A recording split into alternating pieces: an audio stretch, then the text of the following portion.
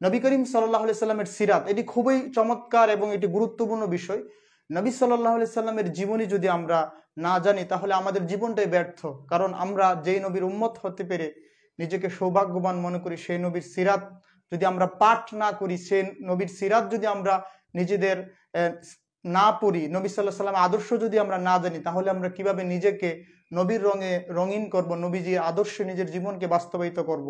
আমাদের জীবনের একমাত্র আদর্শ হিসাবে আল্লাহ তাআলা যাকে নির্বাচন করেছেন, আল্লাহ তাআলা নবী সাল্লাল্লাহু আলাইহি সাল্লাম সম্পর্কে আল্লাহ তাআলা বলেন, লাকাদ কানা লাকুম ফি রাসূলিল্লাহি উসওয়াতুন হাসানাহ। নবী সাল্লাল্লাহু আলাইহি সাল্লামের জীবনের মধ্যে তোমাদের জন্য রয়েছে অতি উত্তম আদর্শ। তাই রাসূল সাল্লাল্লাহু আলাইহি সাল্লামের সিরাত, এই যে 2 নম্বর যে তোমাদের অংশটা সিরাতুন নবী, এটা খুবই গুরুত্বপূর্ণ বিষয়।